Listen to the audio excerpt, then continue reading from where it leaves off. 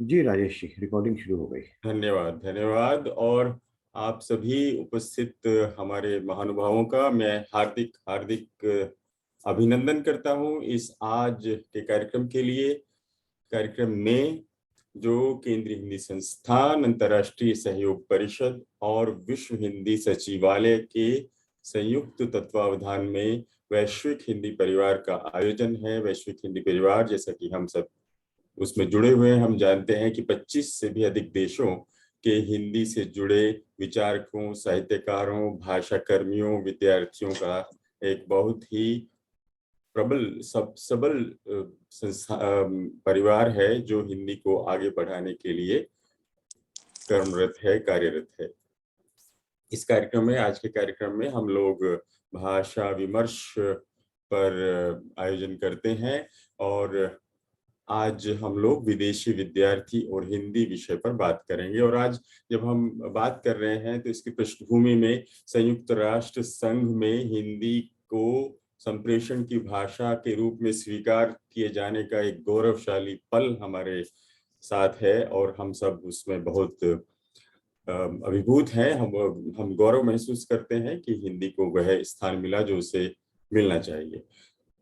जब भी हम लोग अंतर्राष्ट्रीय स्तर पर या किसी भी स्तर पर या किसी भी काम के लिए काम को करते हैं तो उसमें एक बहुत महत्वपूर्ण पहलू होता है उस प्रोग्राम की, कार्यक्रम की, पाठ्यक्रम की, कोर्स की का आकलन करना या उसका मूल्यांकन करना। और उसके अंतर्गत हमारे जो, अगर मैं बिजनेस की भाषा में कहूँ, जैसे कि मार्को जोली जी ज्यादा अच्छी तरह समझते हैं, तो उसमें हमारे जो कस्टमर हैं या हमारे जो अध्येता हैं या जो हमारा लक्षित वर्ग है, उनसे फीडबैक प्राप्त करना एक बहुत महत्वपूर्ण पहलू है।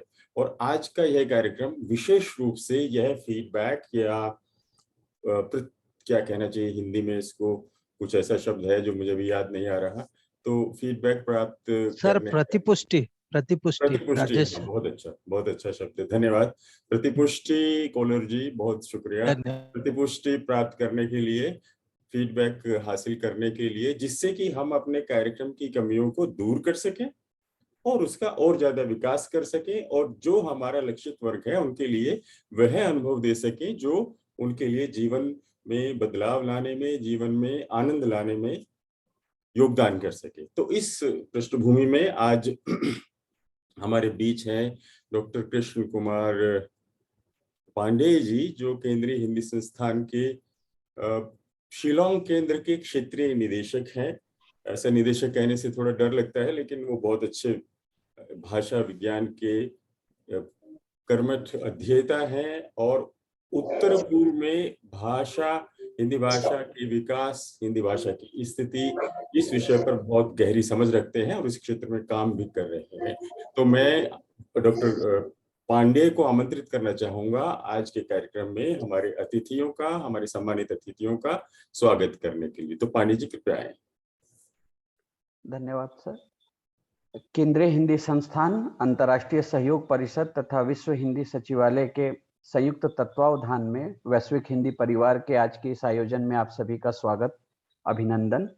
आज के इस कार्यक्रम में भाषा विमर्श के अंतर्गत जो विषय है वह है विदेशी विद्यार्थी और हिंदी। इस कार्यक्रम की अध्यक्षता कर रहे हैं मार्को जोल्ली जी, अंतर सांस्कृतिक प्रबंधन विशेषज्ञ, इटली से। इस कार्यक्रम की विशिष्ट अतिथि हैं बीना शर्मा जी, निदेशक केंद्रीय हिंदी संस्थान, आगरा। आज के इस कार्यक्रम में विदेशी विद्यार्थियों को आमंत्रित किया गया है। पास्कल जुर्न जी जुड़े हैं स्विट्जरलैंड से, हेशा बिहारी जी जुड़ी हैं मॉरिशस से, वियलेटा भुजवानी जी जुड़ी हैं ब्रिटेन से, अंचला कंपिला जुड़ी हैं थाईलैंड से, भरत शर्मा जी जुड़े हैं नेपाल से तथा कोई सोई चिरो जी जुड़े हैं जापान से। आज के इस कार्यक्रम के संचालन का दायित्व निर्वहन कर रहे हैं पद्मेश गुप्त जी, प्रवासी साहित्यकार, ब्रिटेन से। आप सभी का आज के इस वैश्विक हिंदी परिवार के आयोजन में पुनः स्वागत एवं अभिनंदन। धन्यवाद। बहुत बहुत धन्यवाद आपका डॉक्टर पांडे। और पद्मेश गुप्त जी का के बारे में बताया पांडे जी ने कि वे आज के कार्यक्रम का संचालन करेंगे। उनसे हम सब परिचित हैं। वे शिक्षाविद हैं, लंदन में एक कॉलेज के निदेशक हैं और प्रवासी साहित्यकार के रूप में भी उन्होंने अपनी प्रतिष्ठा हासिल की है। बहुत अच्छे वक्ता हैं, बहुत अच्छे संचालक हैं, संयोजक हैं। इस वैश्विक हिंदी परिवार के भी वे संयोजक हैं। तो ऐसे प्रमुख शिक्षाविद, भाषाविद और साहित्यकार पद्मेश गुप्त जी को हम अपने बीच में संचालक के रूप में पाकर बहुत खुश हैं, और मैं उनसे निवेदन करना चाहूंगा कि कृपया अब आगे आए और कार्यक्रम को आगे ले चलें। पद्मेश गुप्त डॉक्टर साहब, आइए। धन्यवाद राजेश जी। वैसे तो पिछले 2 वर्षों से वैश्विक हिंदी परिवार के इस मंच पर भाषा और साहित्य से संबंधित बहुत से कार्यक्रम हुए हैं, लेकिन आज जैसे कार्यक्रमों को मैं बहुत विशेष मानता हूं, क्योंकि हम विद्वानों को तो सुनते ही हैं, उनकी बातों से बहुत हमें ज्ञान मिलता है, मार्गदर्शन मिलता है। लेकिन आज हम नई पीढ़ी जिनके लिए हम ये कार्यक्रम कर रहे हैं, जिस उद्देश्य से ये सारे कार्यक्रम होते हैं, सीधे सीधे उनसे जुड़ रहे हैं।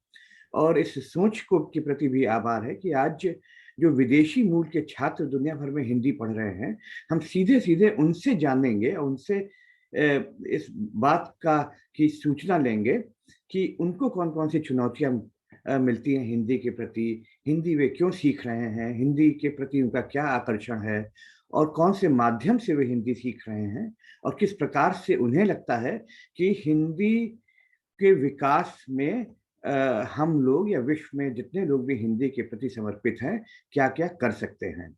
इन शब्दों के साथ मैं सीधे सीधे चलता हूँ जापान की ओर। आज जापान से हमारे बीच जुड़े हैं कोई सोइचिरो जी को हम आमंत्रित करते हैं कि आप आए और 7 मिनट के अंदर अपनी बात रखें और हमें बताएं, अपना अनुभव हमारे साथ साझा करें, एक्सपीरियंस शेयर करें।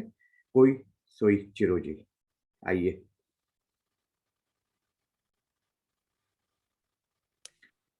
हाँ, आप जी। नमस्कार।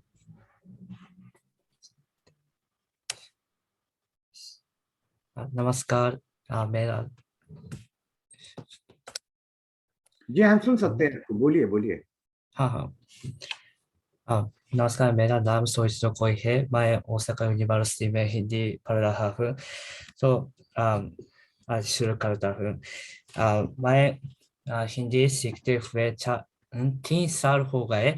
और मैं क्यों हिंदी सीख रहा है इसके बारे में बताता हूँ। तो मैं ओसाका यूनिवर्सिटी की मैट्रिक परीक्षा के लिए हिंदी चुनाव करने में क्यों मैं हिंदी सीखना चाहता हूँ, तो इसके बारे में सोचा। तो मुझे अंग्रेजी की शिक्षा के बारे में रुचि है। इसलिए भारत के मुझे लगता था कि भारत के लोग विद्यार्थी अच्छी तरह हिंदी नहीं, अंग्रेजी बोल सकते हैं, लेकिन मुझे शामिल करके जापान के विद्यार्थी अच्छी तरह नहीं अंग्रेजी नहीं बोलते हैं। इसका फर्क क्या है, इसके बारे में अध्ययन करना चाहता हूँ, इसलिए हिंदी सीखने लगा। तो अभी तो मैं ग्रेजुएशन थीसिस लिख रहा हूँ। तो मेरा ग्रेजुएशन थीसिस का विषय तो यह है कि भारत की गरीब के बारे में अध्ययन कर रहा हूँ। तो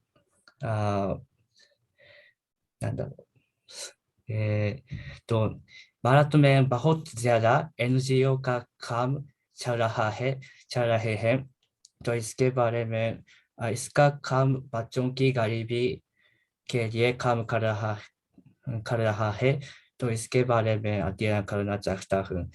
तो आगे हिंदी सीखने में आने वाली परेशानियां या कठिनाइयों के बारे में बताता हूँ। तो मैं दूसरे साल और तीसरे साल में कोरोना वायरस बहुत फैल रहा था, इसलिए तो मैं भारत में विदेशी छात्रों के रूप में जाना चाहता था, लेकिन कोरोना वायरस की वजह से इसका बंद हो गए। इसलिए अभी एक बार ही भारत में नहीं गया हूँ। इसलिए और मैं पहले से दूसरे लोगों की बात कभी कभी नहीं सुनता हूँ, इसलिए हिंदी सुनना भी बहुत मुश्किल लग रहा है। तो मेरे मेरे अध्यापक की हिंदी तो धीरे हिंदी है, इसलिए सुन सकता हूँ, लेकिन समाचार न्यूज़ या टीवी शो घूमने और वाला नहीं है कोई आदमी? ऐसा एक्सपर्ट की हिंदी तो जल्दी जल्दी चल रही है, इसलिए मेरे लिए सुनना बहुत मुश्किल लग रहा है।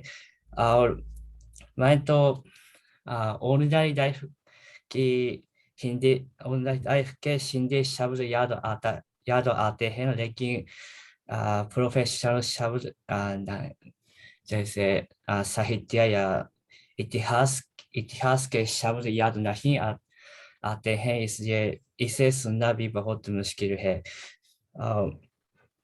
तो आगे भारत के बारे में क्या जानकारी रखता है, तो मैंने पहले कहा, तो जो वो मुझे अंग्रेजी की शिक्षा में रुचि था, तो इसके बारे में जानकारियाँ मिलने में, तो भारत के गैप बिटवीन गरीब और अमीर तो बहुत है, इसलिए इसके बारे में रुचि था। तो जो मैंने पहले कहा, वो एनजीओ का काम बहुत महत्वपूर्ण, तो ऐसे इससे मुझे लगता है। तो जापान में भी मुझे जापान की बच्चों की गरीबी के बारे में रुचि है, तो मैं मास्टर्स कोर्स में जापान की बच्चों की गरीबी के बारे में अध्ययन करना चाहता हूँ, इसलिए इसके लिए मैट्रिक परीक्षा की तैयारी आजकल कर रहा हूँ। इसलिए आजकल सच पूछे तो हिंदी बोलने का मौका नहीं मिलता है, इसलिए अभी बहुत दिनों बाद हिंदी बताता हूँ, ऐसे इतनी बहुत हिंदी, सो इसलिए खराब हिंदी बोलता हूँ। औरそうですね。जापान में भी गरीबी गरीबों की सवाल में एनपीओ का काम बहुत महत्वपूर्ण है। मैं भी एक एनपीओ में काम करता हूँ, तो भारत में भी शहर एनजीओ का काम बहुत जरूरी है बच्चों की गरीबी का हवा लेने के लिए। और भारत में उसे क्या पसंद है, इसके बारे में तो मुझे हिंदी सीखना बहुत पसंद है, तो धीरे धीरे मेरा शब्दवारी बढ़ा रहा है, ये तो बहुत अच्छा लगता है। तो ऐसी मीटिंग पर हिंदी बोलना भी पसंद है और अच्छा लगता है। लेकिन जो मैंने पहले कहा, तो मैं भारत में नहीं गया हूँ, इसलिए भारत की सच विशेषता याなんだろうअच्छाई तो पता नहीं है, इसलिए एक दिन मेरे अपने दोस्तों को मिलने के लिए भारत जाना चाहता हूँ, तो इस समय पर भारत की अच्छाई पता चले मुझे, ये तो मेरी आशा है। हाँ, धन्यवाद, शुक्रिया। बहुत बहुत धन्यवाद कोई जी। और आपने सिर्फ 3 साल से आप हिंदी सीखना शुरू किया है आपने, और फिर भी आप बहुत अच्छी हिंदी बोल रहे हैं। धन्यवाद। इस बात से सभी लोग सहमत हैं। और अगर आप तोमियो मिज़ोकामी जी से को जानते होंगे जापान से, जब उन्होंने हिंदी सीखना शुरू किया था तब तो और भी ज़्यादा बड़ी चुनौतियां रही होंगी, क्योंकि इस समय तो टेक्नोलॉजी के माध्यम से, टेलीविज़न के माध्यम से आप काफ़ी कुछ अभ्यास कर सकते हैं सुनने का। और जब भी हम कोई नई भाषा सीखते हैं तो समझने में थोड़ा समय अवश्य लगता है, लेकिन आपको बहुत बहुत बधाई, आपने बहुत अच्छी हिंदी बोली। इसी प्रकार से अब हमारे पास अगले विद्यार्थी पास्कल जुर्ग जी जुड़े हुए हैं। वो स्विट्जरलैंड में हिंदी पढ़ रहे हैं। तो मैं पास्कल जी से अब सुनना चाहूंगा। उन्होंने अभी अभी हिंदी सीखनी शुरू की है। पास्कल जी, आप हमसे जुड़े, अनम्यूट करें अपने आप को। ओके, धन्यवाद। मेरा नाम पास्कल जून है। मैं स्विट्जरलैंड से हूँ। मैं हिंदी सीखता हूँ क्योंकि कई कारण है। पहले कारण है कि मेरी पत्नी भारत से है। वे तमिलनाडु से है। और मैं भी 2 साल न्यू दिल्ली में रहता था। लेकिन जब मैं न्यू दिल्ली में था, हिंदी समय नहीं था हिंदी सीखना। जब हम स्विट्जरलैंड में वापिस आए, 5 साल पहले, 5 साल मैं हिंदी सीखा। मैं भी 2 बच्चे हैं और दोनों भी हिंदी सीखते हैं।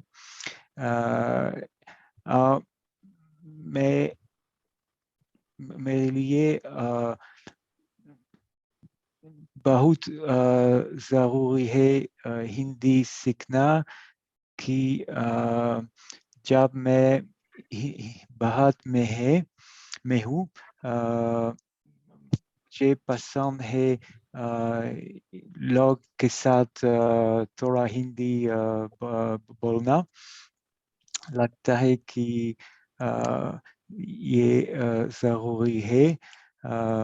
मुझे भी इतिहास और भारत सभ्यता पसंद है। और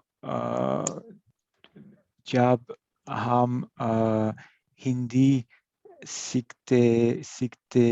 सीखना लगता है कि बेहतर है भारत इतिहास और सभ्यता समझना। लेकिन मेरे लिए हिंदी भाषा नहीं आसान है, बहुत मुश्किल है। कि एक कारण है कि बहुत समय नहीं था हिंदी सीखना। लेकिन मैं एक हर सप्ताह एक बार एक हिंदी क्लास है, लेकिन काफी नहीं है। और कभी-कभी मैं भी बॉलीवुड मूवी देखता हूँ। ये मुश्किल है, लेकिन मुझे भी पसंद है कि हिंदी देवनागरी स्क्रिप्ट है और ये स्क्रिप्ट अलग है मेरे लिए। तो ये मुझे बहुत पसंद है। और मैं आशा करता हूँ जब मैं ज़्यादा समय होगा, शायद मैं कई महीने भारत जाऊंगा और वहाँ बहुत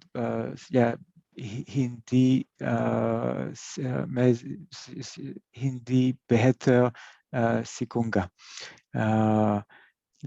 और आज मैं भी खुश हूँ कि ये मौका है हमारे साथ हिंदी बोलना, और मैं भी आशा करता हूँ कि अगली बार मेरा हिंदी बेहतर होगा। धन्यवाद। धन्यवाद पास्कल जी, आपने बड़ी एक इम्पॉर्टेंट बात कही यहाँ पर, महत्वपूर्ण, कि देवनागरी स्क्रिप्ट जो है वो एक नई तरह की स्क्रिप्ट होती है विदेशियों के लिए, लेकिन ये स्क्रिप्ट एक बार समझ में आ जाए फिर उसके बाद हिंदी पढ़ना, लिखना और बोलना बहुत आसान हो जाता है और सीखना भी बहुत आसान हो जाता है। बहुत बहुत धन्यवाद पास्कल जी। धन्यवाद।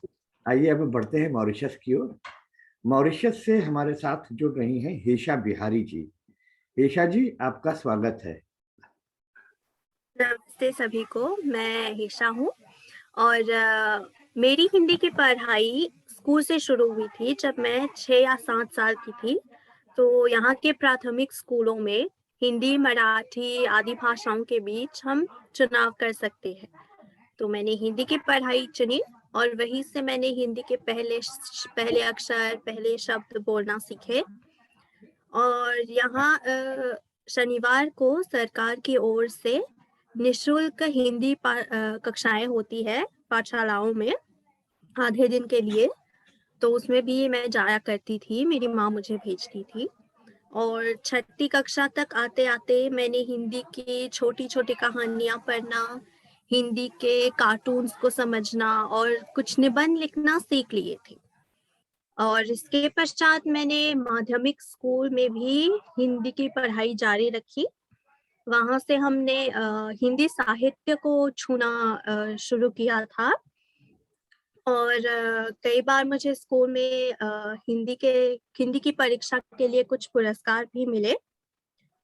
लेकिन माध्यमिक और प्राथमिक स्कूल की जो हिंदी है वो केवल भाषा, व्याकरण और पुस्तकों तक सीमित रही। तो जब मैंने विश्वविद्यालय ज्वाइन किया तो मैंने हिंदी को ही अपना विषय चुना और मैं अब महात्मा गांधी संस्थान में पढ़ाई करती हूँ। महात्मा गांधी में कदम रखकर मुझे एहसास हुआ कि हिंदी केवल भाषा नहीं है, वह अपने आप में ही पूरा संसार है।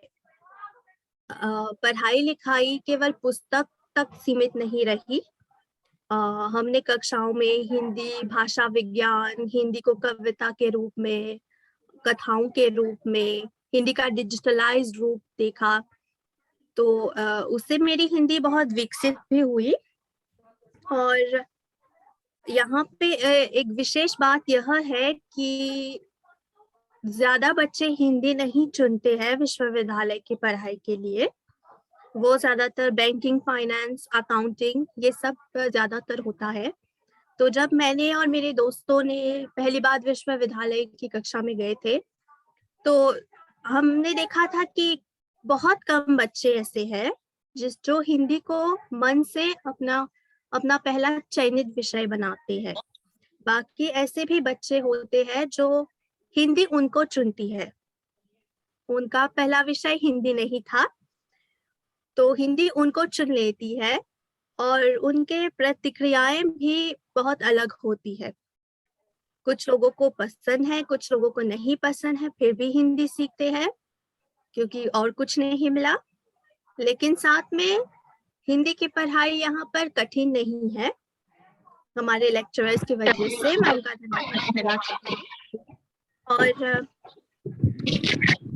साथ ही में महात्मा गांधी पोषम जी से निवेदन है, कृपया अपने आप को अनम्यूट कर लें। हाँ, महात्मा गांधी संस्थान में बहुत सारी प्रतियोगिताएं भी होती है, कहानी लेखन, कहानी पठन, नुक्कड़ नाटक और कविता लेखन। बच्चे अपनी अपनी मौखिक कविताएं लिखकर पढ़ते हैं, सुनाते हैं, जिससे हमारी हिंदी बहुत बेहतर हुई है। और फिल्मों के माध्यम से भी हमारे लेक्चरर्स हमें हिंदी भाषा को पहचानना, उसके पीछे छुपे भाषा विज्ञान को समझना सिखाते हैं।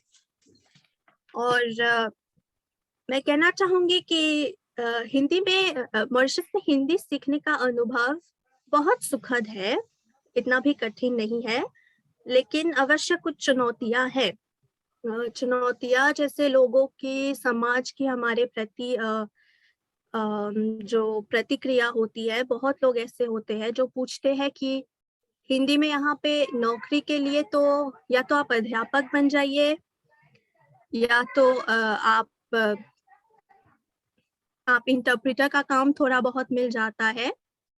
तो इस वजह से समाज में थोड़ा बहुत तरह तरह की बात सुनने को मिलती है। खासकर मेरे अभिभावकों को किसी ने कहा कि क्यों बेटी को हिंदी पढ़ा रहे हो, क्या बनेगी, बहन जी बनेगी, जबकि तुम उसे बैंकर बना सकते हो, मैनेजर बना सकते हो, एचआर की पढ़ाई करवा सकते हो।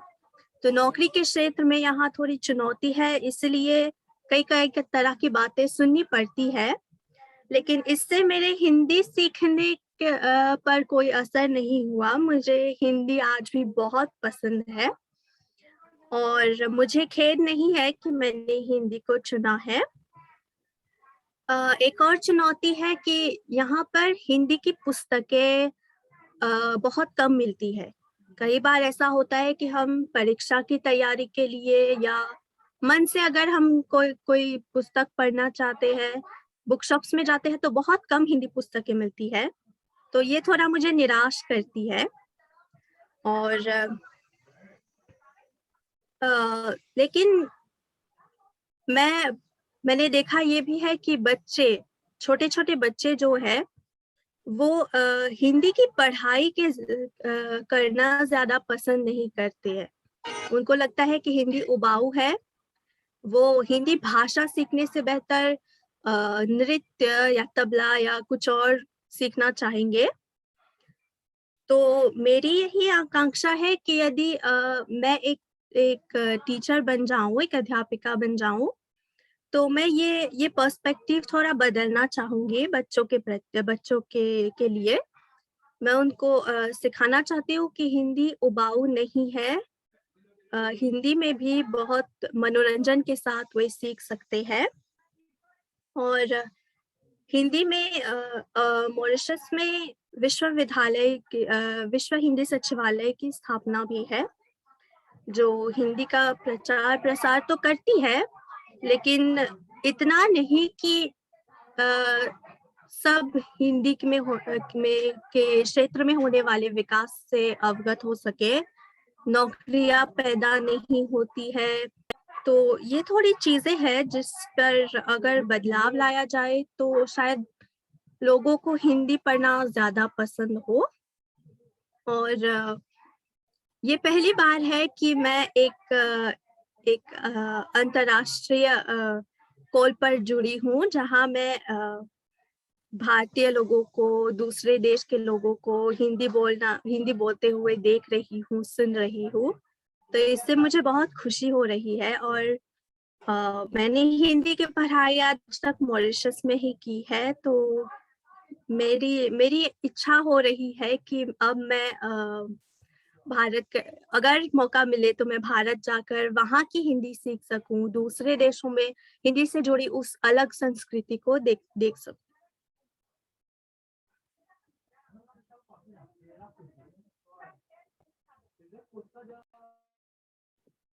बहुत बहुत धन्यवाद ईशा जी।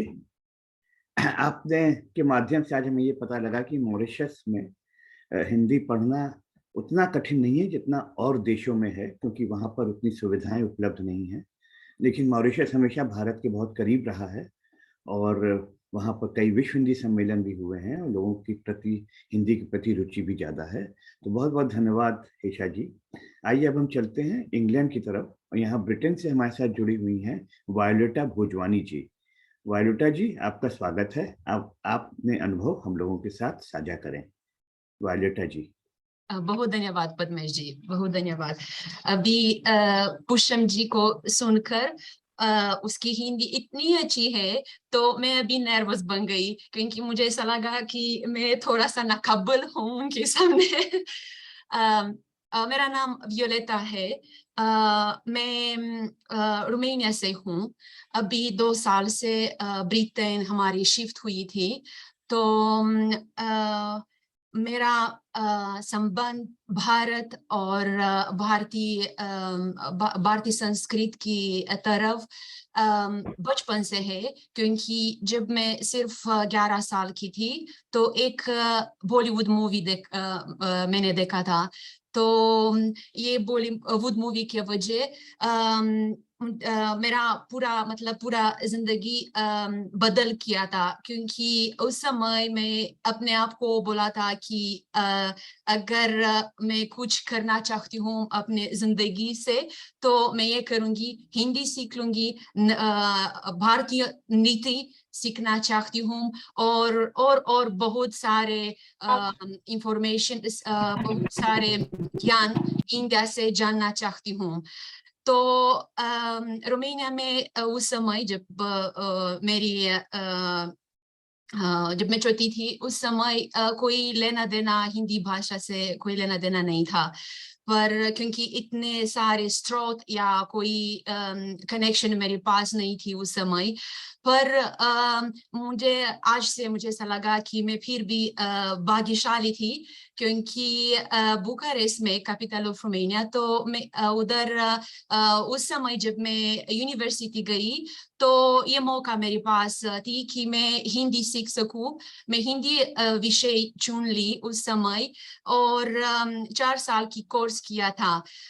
ये दुर्भाग्य से हमारी जो उधर के अध्यापकों थे भारत से नहीं थे, सारी की सारी रोमानिया की अध्यापकों थे।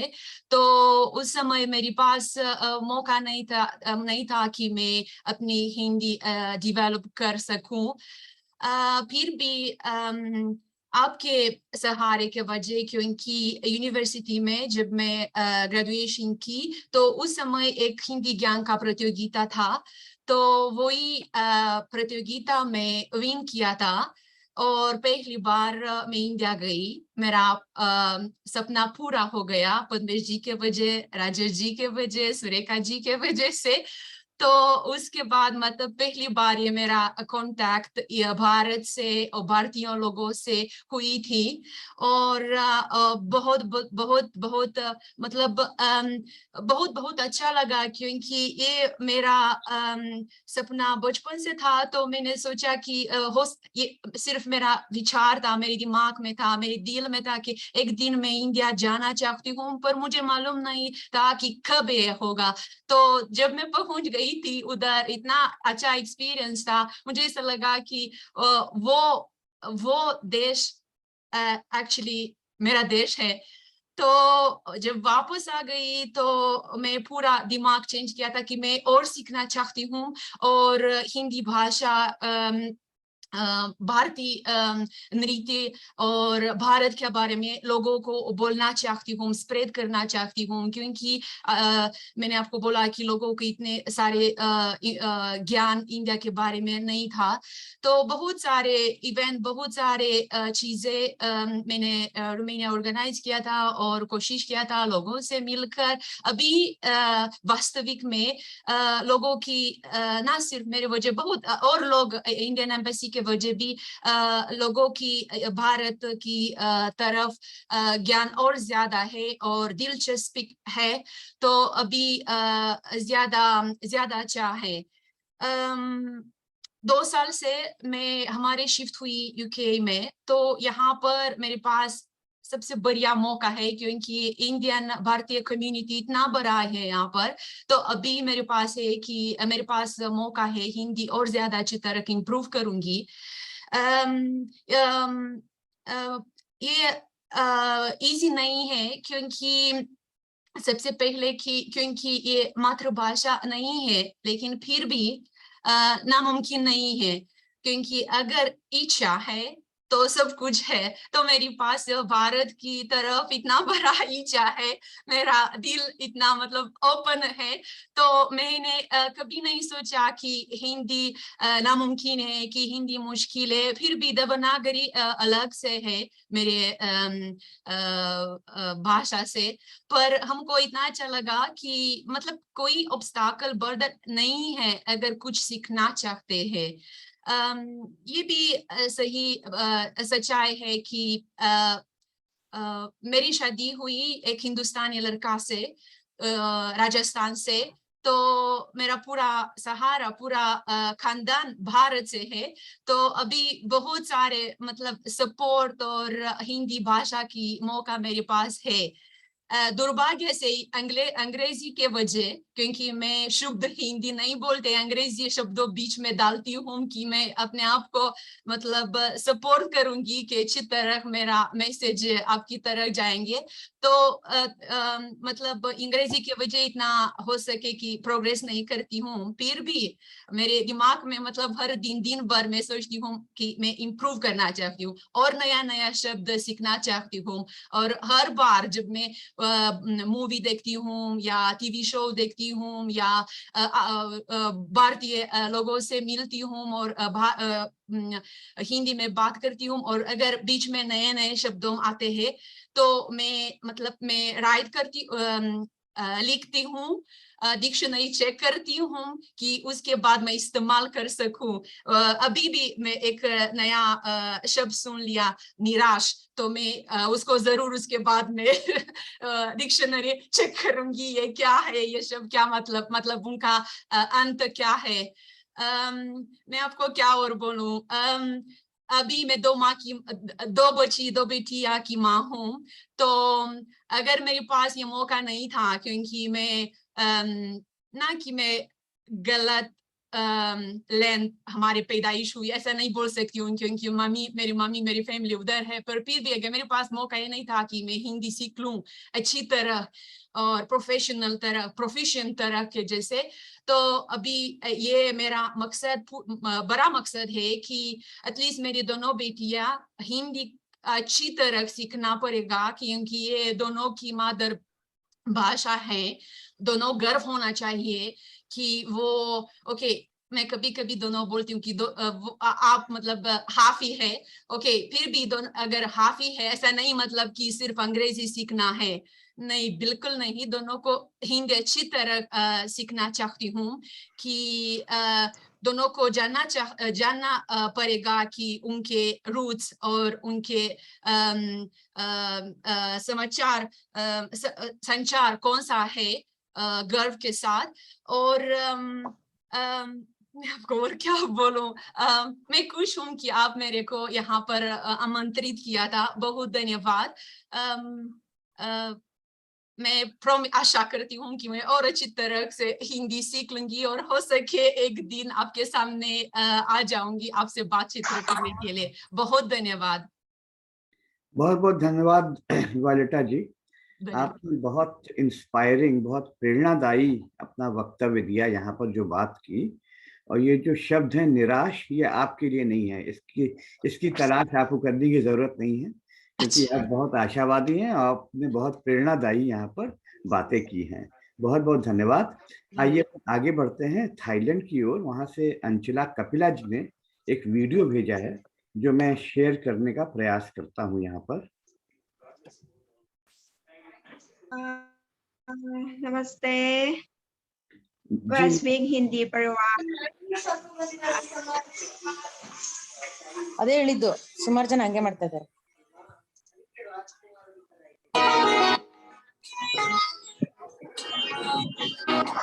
अतुल्य भारत, आइए मेरे साथ भारत दर्शन करते हैं।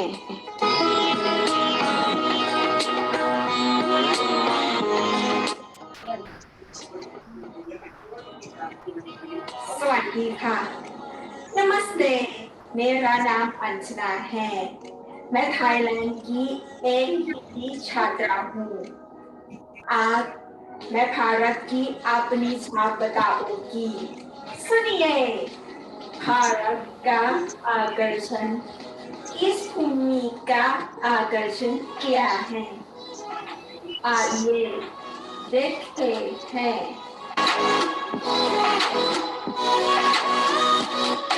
ये अद्भुत भूमि संस्कृतियों की विविधता की भूमि, ऐसी महान संस्कृति को जानना चाहती हूँ। इनको जानने के लिए हिंदी सीखती हूँ। हिंदी मूवी मुझे बहुत पसंद है। मैं इसलिए हिंदी सीख रही हूँ। हिंदी लिखना, पढ़ना, बोलना मुझे अच्छा लगती है। कई सारे त्योहार पूरे साल मनाए जाते हैं। भारत त्योहारों का देश कहलाता है।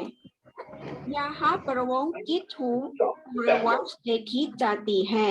आदि त्योहारों से भारत की धरा महकती है और सजती है।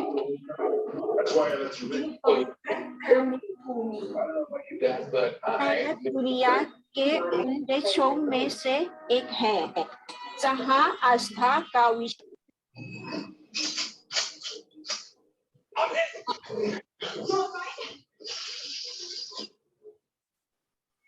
जी नमस्कार, बहुत बहुत धन्यवाद इस के लिए। क्या अंशुला जी यहाँ पर हिंदी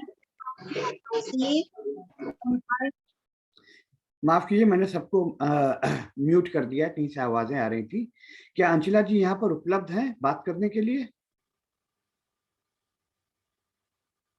थाईलैंड से अंशुला जी क्या? अंजना अपने आप को अनम्यूट करो। आप अनम्यूट करो अंजना अपने आप को।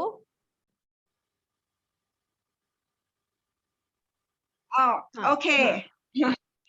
वास्तविक हिंदी परिवार के आभासी पत्र पर आप सभी गुणीजन को मेरा प्रणाम। स्वादिका।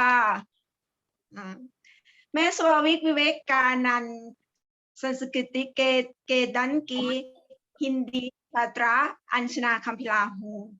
मेरी शिक्षिका शिक्षा राष्ट्रों की है। बचपन से मुझे हिंदी टीवी कार्यक्रम भारतीय फिल्में देखना पसंद है। बहुत बहुत पसंद है। हिंदी फिल्मों को गाने सुनना अच्छा लगता था। उनका अनुसरण कर गाना फिल्मों आकर्षित करना था। यह भारत की मेरी पहले छाप है।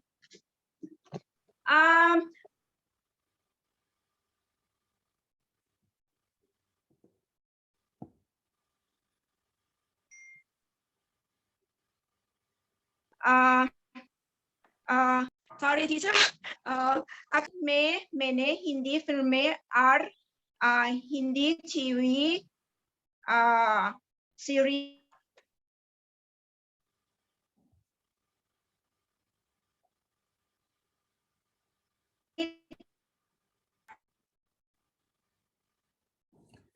अंशुला जी के वाईफाई वीक लग रहा है। मैं जानना चाहती है कि मैं उन्हें के साथ बुनियादी हिंदी में बात कर सकती हूँ। हिंदी सीखने मेरे समझना, सुनने और उच्चारण। मैं थाई हूँ तो मुझे लगता है को मैं बहुत धीमी गति से बोल रही हूँ। हिंदी भाषा सुनने के कौशल मेरे लिए बहुत कठिन है। उच्चारण संबंध में कई अक्षर ऐसे जिनको मैं इस बात बोल नहीं पाती हूँ। अगर आजकल बहुत से ज्ञान कहानी में मिला सकते हैं, जिससे मुझे अपनी हिंदी बेहतर बनाने में मदद सकती।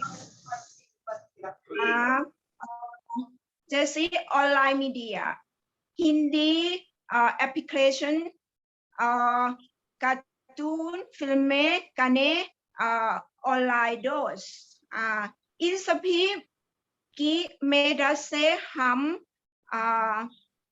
आसानी में सीख सकते हैं। आसान तरीके से हिंदी का अभ्यास कर सकते हैं। अब मैं एक हिंदी S1 कोर्स की छात्रा हूँ। ऑनलाइन कार्यक्रम में मध्यम में मेरी शिक्षिका शिक्षा राष्ट्रों की बैंकॉक में हिंदी अध्यापिका। मैं बैंकॉक नहीं रहती, इसलिए मैं ऑनलाइन हिंदी क्लास हूँ।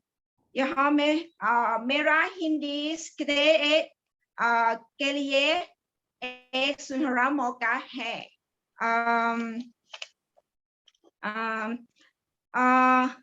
जिससे हिंदी सीखना आसान, रुचिकर, आरामदायक होता है।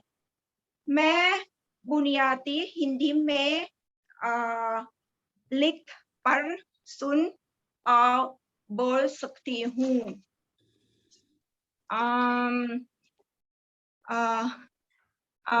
अब आजान हमें डायरी लिखने को देती है।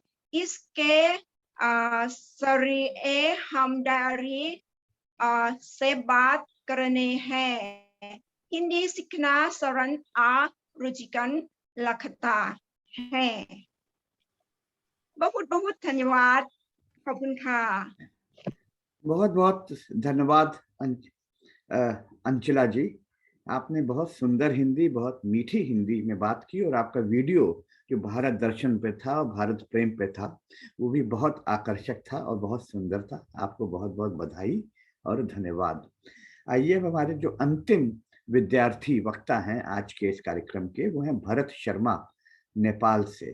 तो मैं भरत शर्मा जी से आग्रह करूंगा कि आप हमारे साथ जुड़ें, अपने आप को अनम्यूट करें। भरत शर्मा जी। जी जी जी, सब मैं आयोजक परिवार सबको मैं नेपाल के तरफ से धन्यवाद देना चाहता हूँ। मैं पशुपतिनाथ के नगरी में हूँ, अभी काठमांडू में। नेपाल की राजधानी है काठमांडू। और नेपाल और भारत को तो क्या बताऊं, रोटी बेटी का संबंध और सीमा। हमको भारत जाने के लिए कोई वीसा का जरूरत नहीं है और भारतीय लोग नेपाल आने के लिए वीसा का कोई जरूरत नहीं है, क्योंकि हिमालय से जो बगी हुई नदी जहां भारत पहुंचती है, तो इसलिए नेपाल भारत का संबंध भाषा, संस्कृति, कला, साहित्य, भूगोल, इतिहास और भारत वर्ष की एक जो नेपाल और भारत का संबंध है, इसमें तो बोलने का बहुत बात है। लेकिन मैं अभी हिंदी विद्यार्थी की छात्र के तरह से मैं अभी त्रिभुवन विश्वविद्यालय नेपाल की सबसे पुरानी विश्वविद्यालय है, वहां मैं हिंदी विभाग के स्नातकोत्तर MA का प्रथम वर्ष का छात्र हूँ। हालांकि मैं पत्रकारिता और आम संचार से और अंग्रेजी भाषा से मैंने मास्टर्स किया, MPhil किया और मैं PhD का छात्र हूँ। लेकिन मुझे क्या लगा कि मैं हिंदी भाषा में मास्टर डिग्री का एक जो प्रमाण पत्र लेने का जो इच्छा रहा, कि मैं अभी PhD भी मेरा चल रहा है और मैं हिंदी के विद्यार्थी की तरह त्रिभुवन विश्वविद्यालय में रेगुलर छात्र हूँ। मैं हर दिन जब मेरा पढ़ाई होती है तो मैं मेरा अपना काम धंधा सब छोड़ के मैं पढ़ने के लिए जो इच्छा हो रहा है, क्योंकि हिंदी नेपाल का बहुत सारे लोग हिंदी बोलते हैं। मैं भी सन 1998 में बनारस पहली बार गया। उसके बाद जब हिंदी बनारस आना जाना रहा और भारत के करीब करीब मैं 26 प्रांत तक घूम चुका हूं और भारतीय लोग मेरा दोस्त तो क्या बताऊं, हर प्रांत में दोस्त है और हर प्रांत के यात्रियों की मैंने सेवा किया है। मैं 20 साल से टूर गाइड हूं। मैं कैलाश पर्वत और मुक्तिनाथ की यात्रा कराता हूं दक्षिण भारत। पहले तो पूरा भारत को बुरा मत मानिए, अभी फिलहाल केवल दक्षिण भारतीय लोग को मैं मुक्तिनाथ यात्रा और वो मैं कैलाश मानव सरोवर यात्रा में यात्रा करता हूँ, यात्रा का प्रबंध करता हूँ। मेरा एक बड़ी कंपनी है, कोई कंपनी का ओनर हूं मैं। कि हिंदी मुझे क्या लगा कि मैं उम्र भी अभी मेरा मास्टर्स दो सब्जेक्ट में मास्टर्स करने के बाद और MPhil भी हो चुका था और मास्टर्स PhD भी कर रहा था, तो मेरा मन में क्या हुआ कि मैं हिंदी में हिंदी अनुवाद के लिए, हिंदी और हिंदी का जो साहित्य नेपाली का जो हिंदी में अनुवाद करने के लिए, हिंदी से नेपाली में अनुवाद करने के लिए बहुत मेरा रुचि ज्यादा हो रहा है कि अभी भी मैं अनुवाद के काम में भी लग रहा हूँ। इसलिए मैंने तो हिंदी पढ़ने के लिए, हिंदी भाषा, साहित्य, हिंदी काव्य शास्त्र की जो गहरी जो साहित्य है वो पढ़ने के लिए मुझे इच्छा जगा तो मुझे अजय बहुत अच्छा लग रहा है। भारतीय साहित्य के जो आदिकाल और भक्ति काल, रीति काल और आधुनिक काल, मेरा परीक्षा अभी 2 दिन पहले खत्म हुआ। इतने अच्छे तरीके से मेरी परीक्षा में शामिल होकर लिखा, मेरे मन की जो पढ़ाई, और मुझे बहुत अच्छा लग रहा है कि जब मैं 40 प्लस अभी सब पढ़ाई छोड़ पीएचडी होने के छात्र के नाते भी एमए का विद्यार्थी होकर जो परीक्षा देते हुए मुझे जो आनंद मिला, तो ये आनंद को मैं कोई शब्द में नहीं बता सकता हूँ जी। कि हिंदी, अभी एक विद्यार्थी ने कहा हिंदी केवल भाषा ही नहीं है जी, मैं भाषा ही नहीं मानता हूँ। हिंदी साहित्य, जो भारतीय संस्कृति, जो भारतीय सभ्यता, जो भारतीय जो हमारा जो परंपरा और रीति रिवाज, त्योहार, और नेपाल और भारत का रीति रिवाज तो करीब करीब मिलता है, मिलता जुलता है, पर उसका जो अंदर का जो बात समझने के लिए मैंने हिंदी भाषा चुना। और मेरे विश्वविद्यालय में अभी छात्र तो नहीं है जी, हिंदी नेपाल में देखिए बोलते हैं सब, हिंदी सब जानते हैं, फिल्म भी हिंदी चलचित्र भी देखते हैं, लेकिन पढ़ने वाले छात्र नहीं है। हम आपको हम मास्टर डिग्री में अभी पढ़ने वाला 2 छात्र है, शिक्षक और शिक्षिका 6 है, 6 शिक्षक और 2 विद्यार्थी हैं। फिर भी ठीक है, अभी पढ़ाई तो होती है हिंदी में। त्रिभुवन विश्वविद्यालय में स्नातक, स्नातकोत्तर, एमफिल और पीएचडी तक का पढ़ाई होती है।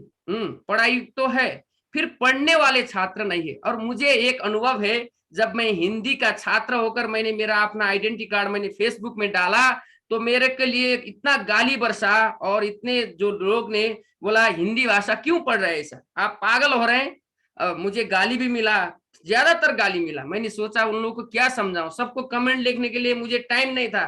फिर भी मैंने बाद में एक फाइनल कमेंट लिख दिया कि हिंदी भाषा नहीं, केवल इस सभ्यता है, संस्कृति है, इसलिए हिंदी पढ़ना लिखना, हिंदी साहित्य को बोलना, केवल हिंदी बोलना बड़ी बात नहीं है। हिंदी लिखने का, बोलने का, सुनने का, पढ़ने का जो हमारा जो अध्यापन का विधि है, इस विधि को अच्छे तरह सीखने के लिए मैं हिंदी छात्र के तरह, अभी मैं विद्यार्थी हूँ, विद्यार्थी के तरह पढ़ रहा हूँ। अभी मेरा फर्स्ट सेमेस्टर खत्म हुआ, मुझे लग रहा है अभी अगले हफ्ते से सेकंड सेमेस्टर का पढ़ाई शुरू होने वाली है। तब मैं हर दिन सुबह मेरा पढ़ाई के लिए मैं विश्वविद्यालय जाता हूँ। मेरे कारण लेक्चर लोग भी आना पड़ रहा है, क्योंकि मैं नियमित छात्र होने से लेक्चर लोग, मेरा प्रोफेसर बहुत अच्छे है, सब बिलोंग तो कर, उन लोग का जन्म तो भारत में हुआ है, लेकिन शादी होके नेपाल में, सब नेपाली है, है, इन भारतीय लोग नहीं है। फिर भी उनका हिंदी लेखन साहित्य बहुत बड़े। डॉक्टर श्वेता दीप्ति मैडम, जो इस कार्यक्रम में मुझे जुड़ने के लिए अवसर मिला दिया, बहुत अच्छे हैं। उनका पुस्तक आज ही खरीद करके ले आया हूँ, बहुत अच्छे पुस्तक है। भारतीय, आपको दिखाता हूँ, भारतीय एवं पाश्चात्य काव्य शास्त्र।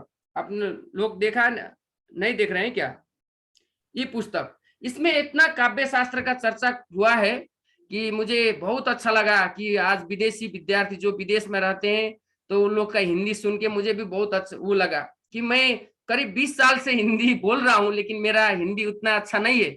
फिर भी अभी मैं हिंदी का जो कई रे भाषा, साहित्य, और उसके जो मुझे हिंदी साहित्य में भक्ति काल पढ़ रहा हूँ ना, भक्ति काल मुझे बहुत अच्छा लग रहा है, क्योंकि मैं संस्कृत का छात्र भी हूँ। मैं संस्कृत में शास्त्री पूरा किया है, आचार्य कर नहीं पाया, लेकिन सोच रहा हूँ अभी पीएचडी करने के बाद और ये एमए करने के बाद मैं संस्कृत का आचार्य का छात्र होने का इच्छा है।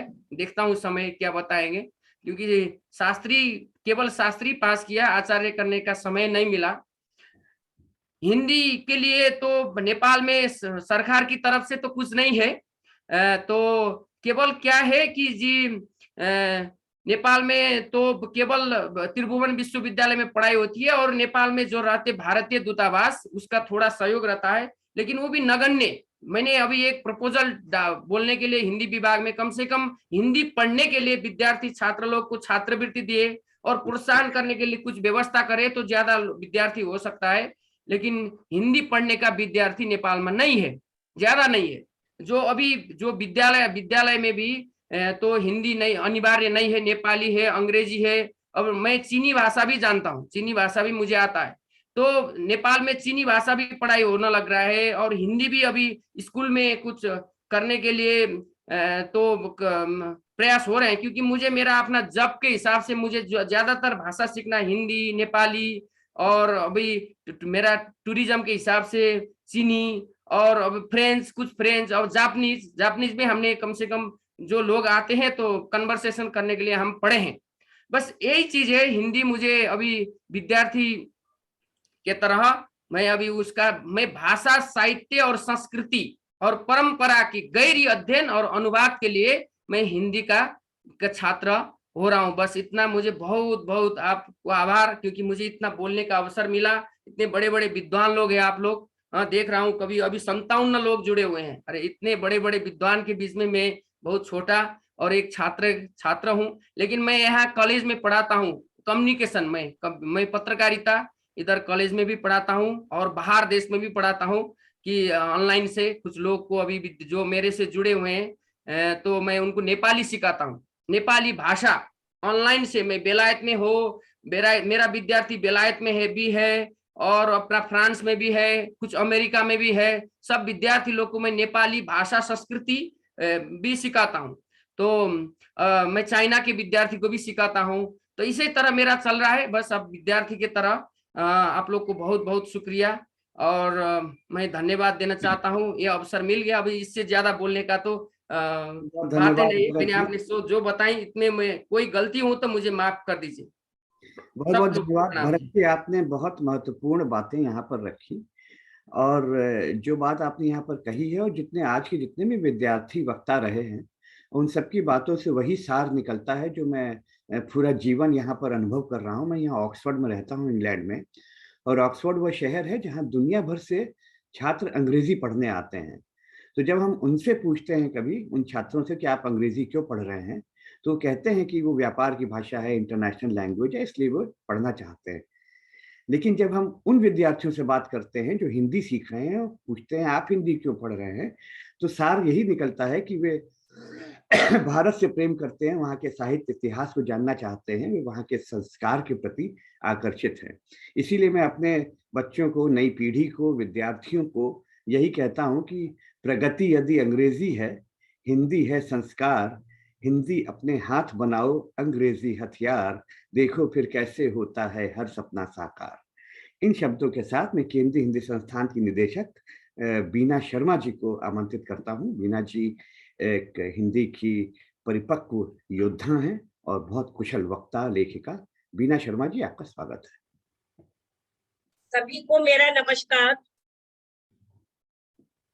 केंद्रीय हिंदी संस्थान, अंतर्राष्ट्रीय सहयोग परिषद, विश्व हिंदी सचिवालय के संयुक्त तत्वाधान में वैश्विक हिंदी परिवार का हर आयोजन अपने में बहुत महत्वपूर्ण और उल्लेखनीय होता है।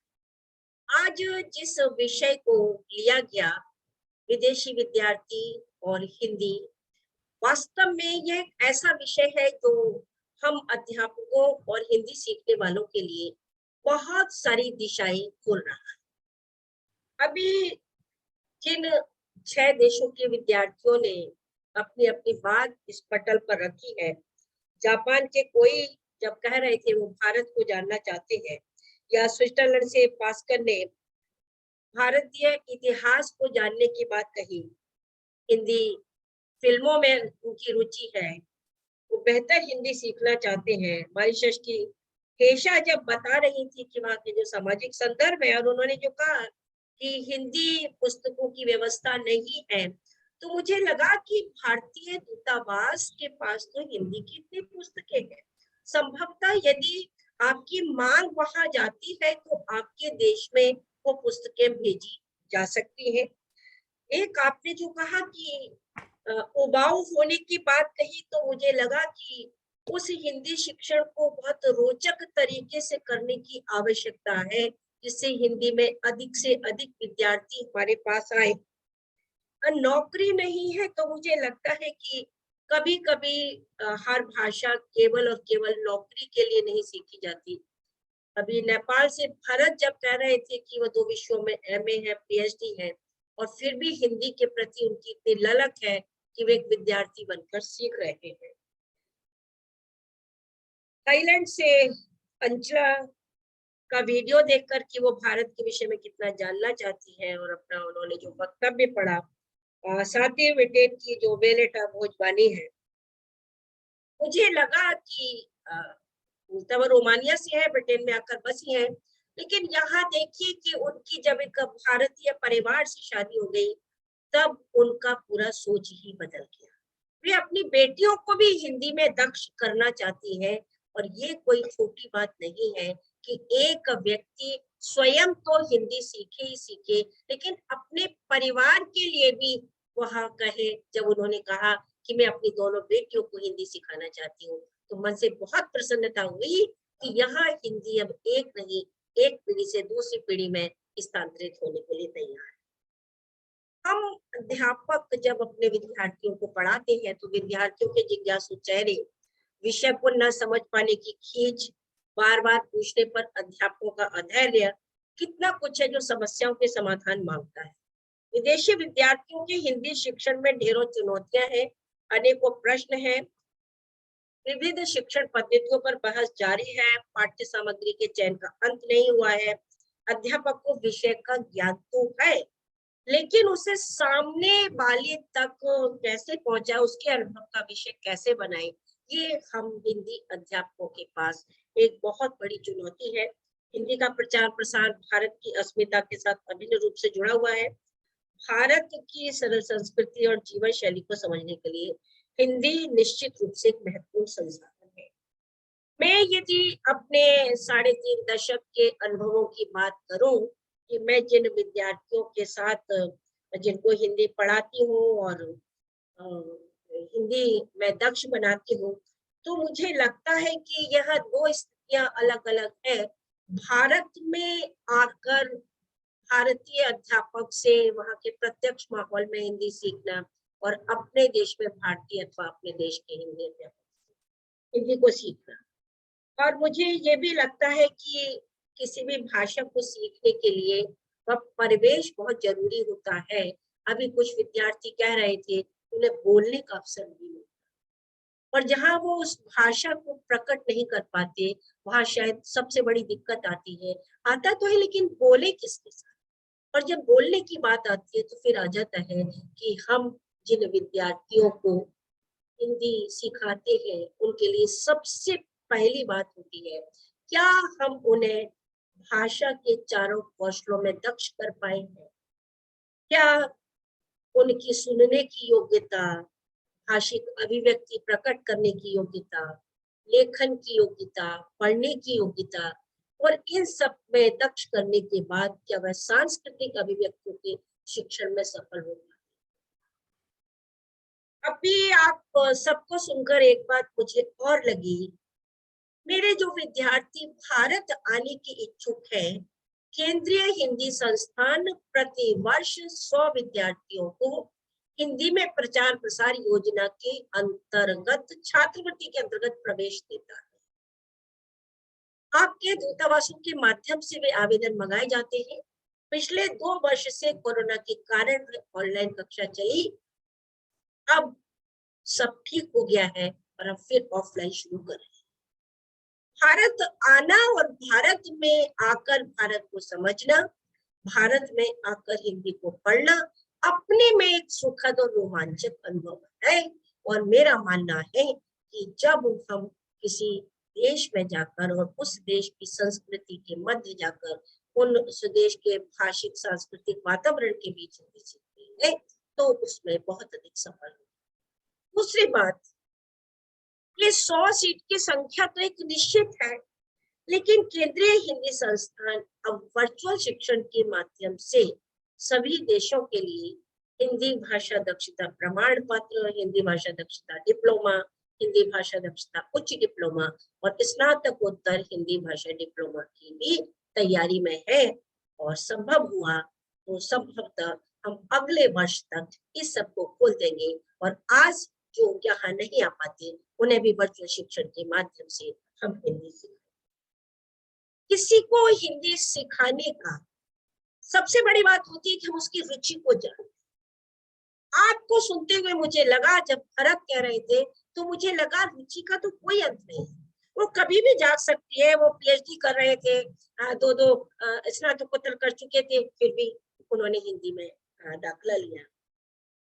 अध्येता की मांग और आवश्यकता के अनुसार यदि शिक्षण सामग्री की व्यवस्था हो और सच में इस शिक्षण सामग्री का चयन ही हमारे लिए सबसे अधिक चुनौती है। क्या सिखाना है,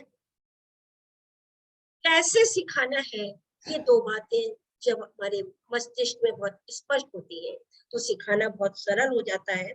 भाषाई कौशलों पर प्रमुखता से अधिकार करा देना, देश की भौगोलिक, सामाजिक और सांस्कृतिक जीवन के विविध पक्षों जैसे परिवार, रिश्ते, भोजन, वेशभूषा, पर्यटन, अवसरानुकूल बातचीत, अवकाश के लिए आवेदन, विविध संबंधों में संवाद की स्थिति, पाठ शिक्षण से पूर्व पाठ में आए विविध सांस्कृतिक बिंदुओं का स्पष्टीकरण, भारत को रामकृष्ण की भूमि कहा जाए और हम मानकर चलते हैं कि जो एक राम और कृष्ण का चरित्र है वह पूरे भारत में इस तरह बुनावट में है कि जब सुबह उठते हैं तो राम राम होती है और जीवन की अंतिम यात्रा पर जाते हैं तो भी राम राम से ही सब। इन मूल चरित्रों के उन बातों को जानना जरूरी है कि क्यों भारत की भूमि बुद्ध की भूमि है, भारत की भूमि राम और कृष्ण की भूमि है। हम छोटी छोटी नैतिक कथाओं के माध्यम से, फिर चाहे वो पंचतंत्र की हो, कथा सरिसागर की हो, हम उन बोध कथाओं के माध्यम से वह संदेश, भारत का संदेश होता है। लेकिन उस संदेश को पहुंचाने के लिए हमारे बात बेहद सरल, छोटे और सुलझे हुए बोलने चाहिए। याद आता है कि हमारे एक अध्यापक कक्षा में प्यासे कोए की कहानी पढ़ा रहे थे। वो किताबी भाषा का प्रयोग करते हुए उन्होंने जो बड़े बड़े वाक्य बोलना शुरू किया, विद्यार्थियों की समझ में नहीं आया, लेकिन बाद में उसी कहानी को केवल 10 छोटे वाक्यों में बता दिया गया और कहे तो उसे कविता में सिखा दिया गया। एक कौआ प्यासा था, घड़े में थोड़ा पानी था, कौए ने डाले कंकड़, पानी आया ऊपर, कौए ने पिया पानी, प्यास की मर गई नानी। अब जो अंतिम था, प्यास की मर गई नानी, वो जरूर सांस्कृतिक संदर्भ की अपेक्षा रखता था कि इसका मतलब क्या है, नानी मरने का अर्थ कि अर्थात बहुत दूर दूर तक प्यास नहीं लगी। मुझे लगा एक कुछ बातें मैं पूरे इसमें जोड़ना चाहती हूँ कि जब हिंदी सिखाने की बात होती है तो बहुत सारे संदर्भ हमारे पास ऐसे होते हैं जिनका जब हम शब्द अर्थ बताते हैं तो कुछ और होता है और वो प्रयोग दूसरे अर्थ होता है। अभी बात चली थी गुरु शब्द की। अब वह गुरु केवल अध्यापक के लिए ही गुरु नहीं है, गुरु घंटाल के अर्थ में भी प्रयोग हो जाता है। यह मेरा भैया है, भाई है, लेकिन वह अपने मोहल्ले का भाई है। छुटभैये आजकल बहुत हो गए हैं। दादा पिता के पिता है, लेकिन वह अपने इलाके का दादा है। तो मुझे लगा उसके साथ इन संदर्भों का जो ज्ञान है वह भी साथ साथ दिया जाना आवश्यक है। ये किसी तरह लगा कभी कभी हम जो शब्द बोलते हैं, एक खीर शब्द है और खीर में एक मात्रा लगा दी तो जो खीरा हो जाता है। और वो खीर और खीरा को समझाने के लिए बहुत अच्छा एक प्रयोग किया गया कि भैया खीर है तो दूध जरूर होगा, मीठा जरूर होगा। अब मीठे में वो चीनी हो सकती है, शक्कर हो सकती है, गुड़ हो सकती है, तगार हो सकती है, और एक उसमें जो मिलाया जाएगा वो चावल हो सकते हैं, सेवई हो सकती है, साबूदाना हो सकता है, ड्राई फ्रूट मेवा हो सकती है। खीरा एक सलाद के रूप में खाई जाने वाली ककड़ी नुमा वस्तु है। इसी तरह जितनी क्रियाएं हैं और इस प्रयोग को किया, सेकना, भूनना, उबालना, सूखना, माजना, झाड़ना, भिगो देना, सीला होना, ये सारी क्रियाएं करके बताई जानी चाहिए। इनके अर्थ ऐसे नहीं बताए जा सकते कि आप ब्लैक बोर्ड पर लिख देंगे और वह। कई बार लगता है कि जब विद्यार्थी कक्षा में होते हैं तो आपका और उसका मानसिक जुड़ाव बहुत जरूरी है। वह जुड़ाव संवेदनात्मक स्तर पर होना चाहिए। मुझे थाईलैंड के छात्र को देखकर एक बात याद आ गई कि हमारे त्रिंदाद का छात्र था, वो अक्सर गैलरी में रहता था। बार बार उससे पूछा जाता था, भाई विषय नहीं समझ आ रहा तो क्यों नहीं कक्षा में आती हो। लेकिन जब बहुत अंतर तक गए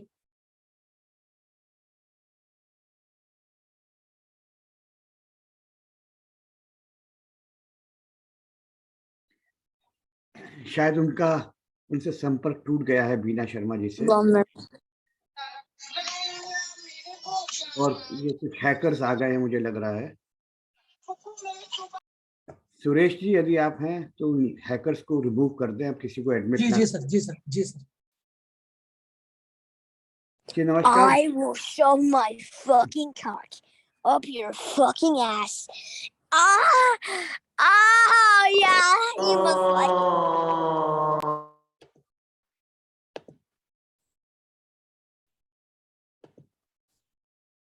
बीना शर्मा जी को मैं जोड़ लेता हूँ वापस। बिना शर्मा मैडम रिमूव हो गई थी, फिर जुड़ गई। हाँ, ज्वाइन कर रही हैं। जी जी ज्वाइन। जी बीना जी।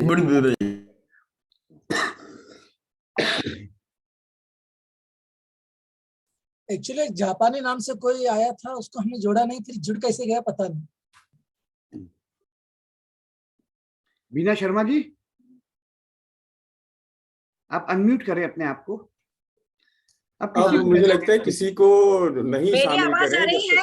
जी आ रही है बीना जी, अपनी बात खत्म। ओके जी, मैं आपको त्रिनाद की छाती का एक उदाहरण दे रही थी कि कैसे जब हम उस तक संवेदनात्मक रूप से नहीं जुड़ते, तब तक आप कक्षा में कितना भी पढ़ाते रहिए, विषय उस तक नहीं पहुंचता है। ये विदेशी विद्यार्थी जो बहुत इच्छा के साथ, बहुत रुचि के साथ हमारी कक्षा में बैठते हैं, तो हम अध्यापकों का नैतिक दायित्व है कि मन के साथ, पूरी संवेदना के साथ उनसे जुड़े और उनको अपने विषय का ज्ञान कराएं। मुझे विनय दुबे की एक कविता इस संदर्भ में याद आ रही है।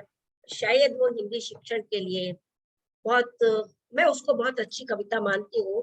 मैं हिंदी पढ़ाता हूँ, पढ़ाता क्या हूँ, पेड़ से लटकता हूँ और इमली के छायादार पेड़ में घूमता हूँ।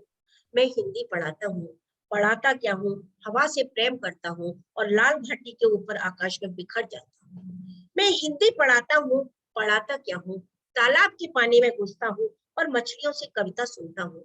मैं हिंदी पढ़ाता हूँ, अब प्रिंसिपल को क्या मालूम कि हिंदी क्या है और कैसे पढ़ाई जाती है। ये समझते हैं मैं हिंदी पढ़ाता हूँ। इसी के आगे अगले कुछ पंक्तियां मैंने इसमें जोड़ी है। जी हाँ, मैं हिंदी पढ़ाती हूँ, मैं अपने विदेशी विद्यार्थियों को हिंदी पढ़ाती हूँ और लोग सोचते हैं तुम तो ककहरा सिखाती हो, और लोग सोचते हैं तुम तो ककहरा सिखाती हो।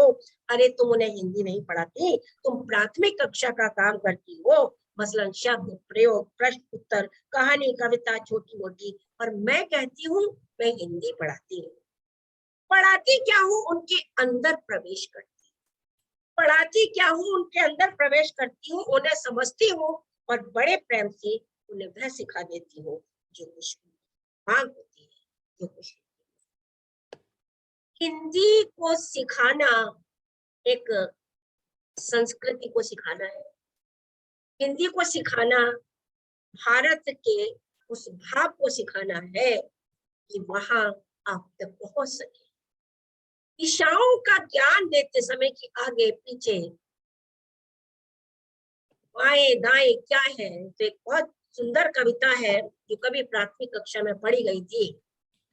उगता सूरज जिधर सामने उधर खड़े हो यूं करके तुम, ठीक सामने पूरब होता और पीठ पीछे है पश्चिम, दाई ओर दिशा उत्तर की, बाई ओर तुम्हारे दक्षिण, चार दिशाएं होती है और पूरब पश्चिम। न जाने कितने कितने संदर्भ है हिंदी सिखाने के, जिसका यदि केवल और केवल हम छोटे छोटे अंश ग्रहण करें। हम जब पशु पक्षियों की बात करते हैं तो मुझे लगता है न जाने कितने सारे संदर्भ है, और यदि हम रोज 5 शब्द भी बता दें कि बगुला भगत का क्या अर्थ है, हाथी की चाल किसे कहा जाता है, बकरी सा मेमियाना क्या है, निरे गधेओं का अर्थ क्या है, कछुए जैसी चाल, कुएं का मेढक होना, मुर्गे का पांग देना, तोता रटन विद्या, सांप अपने बिल में सीधा ही जाता है, जंगल में मोर नाचा किसने देखा, मरा हाथी 1.25 लाख का होता है, हाथी अपनी चाल चलता है, सड़क के कुत्ते भौंकते रहते हैं, जिसकी लाठी उसकी भैंस, जल में रहकर मगर से भैर, आदि आदि। बहुत बड़े संदर्भ है, मुझे 10 मिनट का समय मिला, मैं अपने को बांधने की कोशिश कर रही हूँ और उन सांस्कृतिक विशिष्टताओं को बताने की कोशिश कर रही हूँ कि हिंदी सिखाना केवल कुछ शब्दों का, कुछ वाक्यों का, कुछ अनुच्छेद का या स्वतंत्र रचना ही सिखाना है।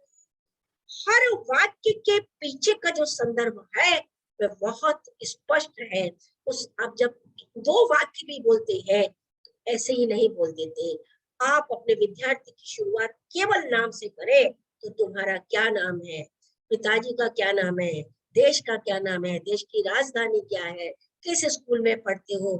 हम हिंदी अध्यापक केंद्रीय हिंदी संस्थान में इसी विधि से पढ़ाते हैं, बिल्कुल 0 से शुरू करते हैं, लेकिन जिस दिन जब वो सीख जाता है और उसके जो उसको दीक्षा मिलती है उसमें अपनी बात कहता है, और जिस तरीके से अभी ये विद्यार्थी अलग अलग देशों की अपनी बात को इतनी स्पष्टता से और धारा प्रवाह तरीके से बोल रहे थे, दक्ष हो जाते हैं और केवल हिंदी भाषा दक्षता प्रमाण पत्र, डिप्लोमा और उच्च डिप्लोमा ही नहीं रह जाता, वे बाजार में जाकर सब्जी फल खरीदते हैं, वे रिक्शे वाले से बात करते हैं, वे पर्यटन में जाते हैं तो उस हिंदी का, उस बोलचाल की हिंदी का प्रयोग कर पाते हैं जो वहां बोली जाती है। बस इतना ही कहना है, विदेशियों को हिंदी सिखाना अपने ही देश के स्वदेशियों को हिंदी सिखाने से कई गुना अंतर रखता है। और यह भाव यदि हम हिंदी अध्यापकों के मन में भर जाए कि मैं एक बड़े कार्य के लिए जन्मा हूँ, मुझे ये दायित्व मिला है कि मैं विश्व के इतने देशों के लोगों को जो हिंदी में रुचि रखते हैं, जो जिनकी प्रेरणा हिंदी में है, जो हिंदी सीखना चाहते हैं, जो हिंदी के माध्यम से भारत को जानना चाहते हैं, यदि हमारी समझ उन तक पहुंच जाए, मैं नहीं समझती कि शायद इससे बड़ा दायित्व, इससे बड़ा कार्य हमारे लिए कोई हो सकता है।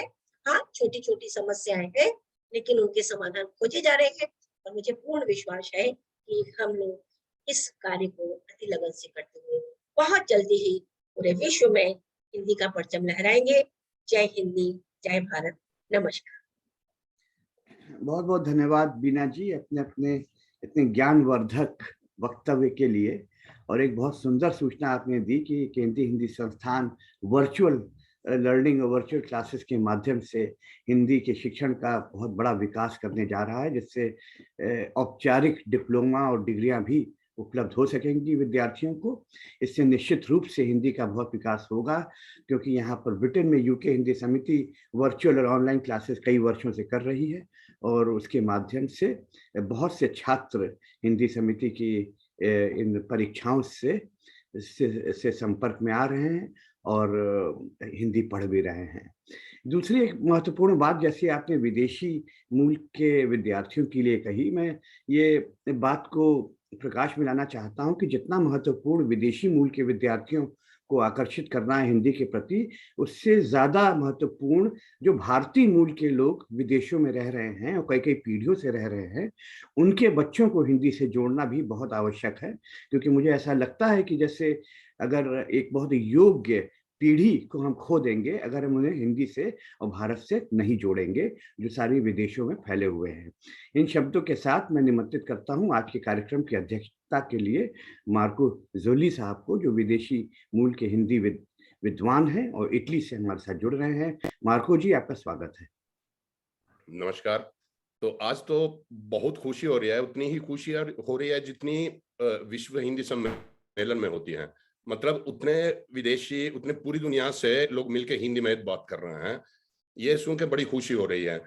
विद्यार्थी, वैसे तो सबसे पहले तो मैं खुद को भी, स्वयं को भी मैं एक विद्यार्थी मानता हूँ, क्योंकि मतलब हिंदी उतनी विस्तार भाषा है कि मतलब हम सीखते ही रहेंगे।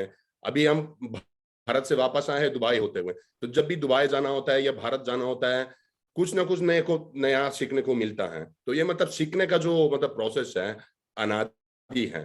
तो ये कार्यक्रम का क्या बोलते हैं, कार्यक्रम का विषय देखते ही हम बड़े खुश हो गए, क्योंकि हम एक तो मैं हिंदी पहले पढ़ाता था वेनिस में, फिर 4 साल से मैं मतलब पढ़ाना बंद कर दिया। ज्यादा मैं प्रोफेशनल लोगों के साथ काम करता हूँ, तो एक तो मैं ये देखना चाहता हूँ कि इन 4 सालों के अंदर मतलब हिंदी विद्यार्थी किस तरफ जा रहे हैं, मतलब हिंदी कितना लोकप्रिय हो रहा है। तो ये सुन के ये देखे कि पूरी दुनिया से लोग आके हिंदी के प्रति आकर्षित हैं, हिंदी बोलते हैं, हिंदी बोलना चाहते हैं, ये बड़ी खुशी हुई। क्योंकि देखिए, हिंदी के विद्यार्थी हिंदी का भविष्य भी होते हैं और हिंदी के राजदूत भी होते हैं। और हिंदी के राजदूत होते हैं तो मतलब जहां तक मुझे लगता है, जब हिंदुस्तानी बच्चे जो हिंदी के प्रति ज्यादा ध्यान नहीं देते, या जो हमसे भी ये कहा करते थे कि आप हिंदी क्यों चुनी, अपने हिंदी से कोई नौकरी नहीं मिलने वाली, ये है वो है, ये देख करके कितने विदेशी हिंदी सीखते हैं और क्यों सीखते हैं। और मतलब हमेशा कोई ना कोई विद्यार्थी जब हिंदी सीखेगा, कोई ना कोई सांस्कृतिक संबंध होगा, मतलब भाषा से ही संस्कृति में प्रवेश किया जा सकता है। तो ये जहां तक मुझे लगता है ना, ये जो नई पीढ़ी के जो हिंदुस्तानी बच्चे हैं, जो हिंदुस्तान में भी रहते हैं और जो विदेश में भी रहते हैं, उनके लिए बहुत प्रेरणा की बात होगी ये देखना कि पूरी दुनिया से लोग हिंदी सीख रहे हैं।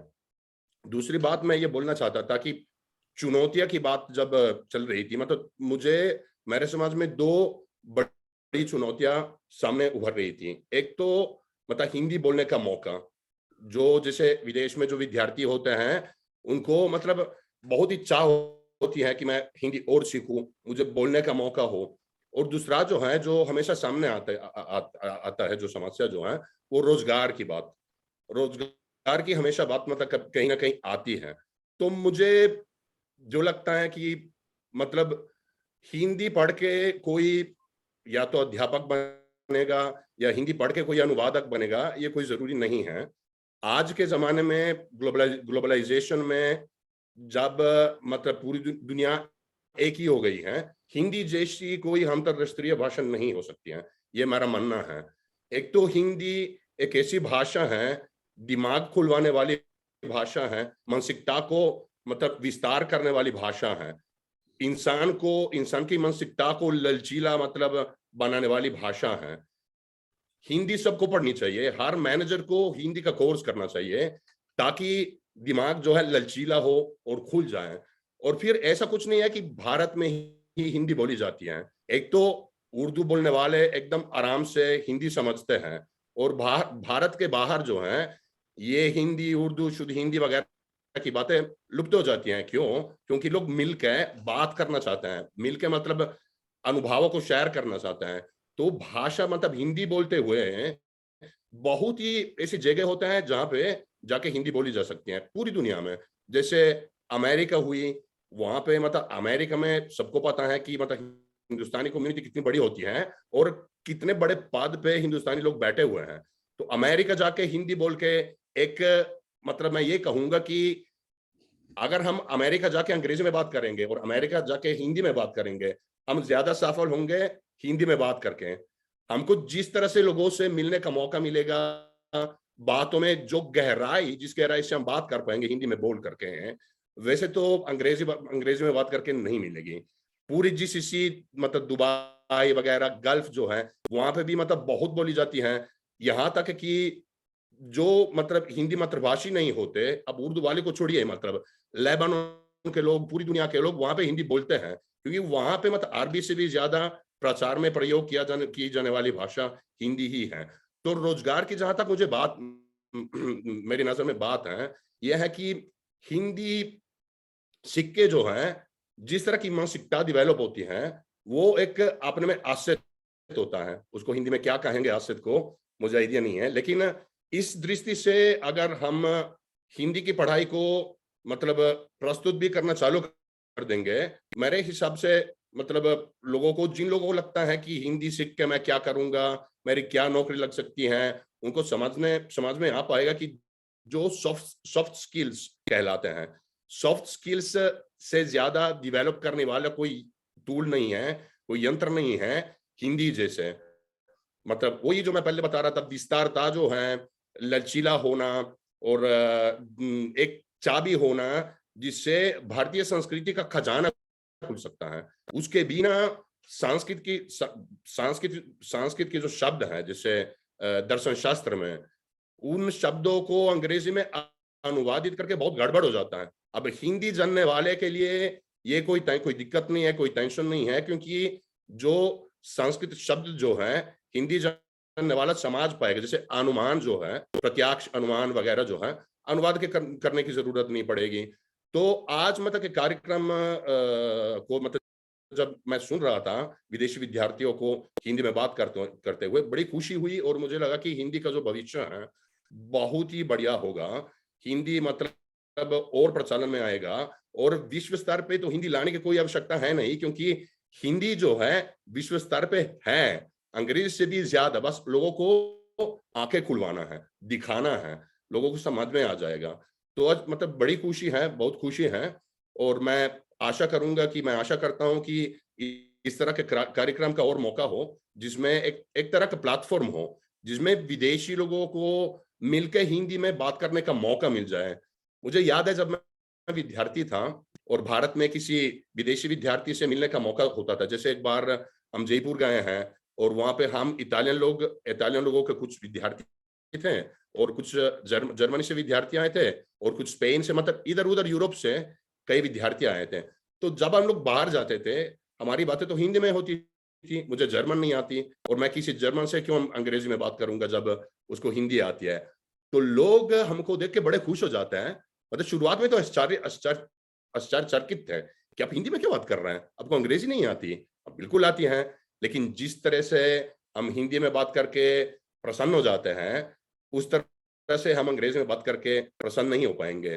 तो हम ये आशा करते हैं कि ये इस तरह का मतलब प्लेटफॉर्म मिलते रहें, जिसमें विद्यार्थी जो हैं मतलब मिलकर हिंदी की बातें करेंगे। लेकिन जैसे अनूप भार्गव जी कहते हैं, हिंदी की बातें करना ठीक है, लेकिन हिंदी में बातें करना और ज्यादा ठीक है। तो ऐसा कह करके कि हम लोग मतलब ज्यादा से ज्यादा हिंदी में बात करते रहें, पूरी दुनिया में हिंदी में बात करते रहें, लोगों को दिखाएं हिंदी क्या है, हिंदी कितनी सुंदर भाषा है, हिंदी सीख के कितना मिल सकता है। मतलब हर मतलब लेवल पे, मतलब अरे खुला हुआ दिमाग तो बहुत ही बड़ा खजाना है।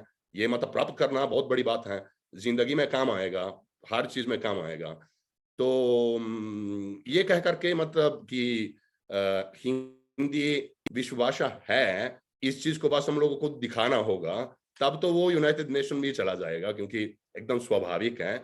ये कह करके मैं सबको धन्यवाद कह करके नमस्कार करता हूँ। जय हिंदी। बहुत बहुत धन्यवाद मार्को जी, आज के इस कार्यक्रम की अध्यक्षता करने के लिए और अपनी इतनी प्रेरणादायी वक्तव्य के लिए। और आप जैसे विद्वान तो निश्चित रूप से विश्व में बहुत लोगों की प्रेरणा है। हिंदी भाषा की जब बात आती है, इसे सीखने की बात आती है, और हम लोगों के लिए भी प्रेरणा है, हम लोग को बहुत मनोबल मिलता है आप जैसे लोगों को सुनकर। अब इससे पूर्व कि मैं धन्यवाद ज्ञापन के लिए वेद प्रकाश जी से आग्रह करूं, मैं देख रहा हूं कि यहाँ पे कुछ विशिष्ट लोग हमारे साथ जुड़े हुए हैं। अनिल शर्मा जोशी जी जुड़े हुए हैं। अनिल जी, क्या आप कोई टिप्पणी विशेष करना चाहेंगे?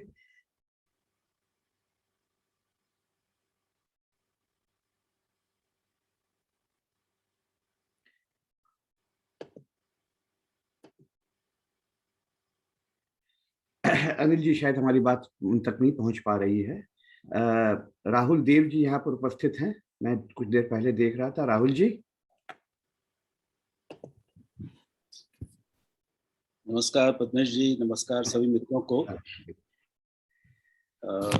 रोशनी जरा शायद आपको कम लग रही होगी, आप 1 मिनट मुझे 5 सेकंड दीजिएगा।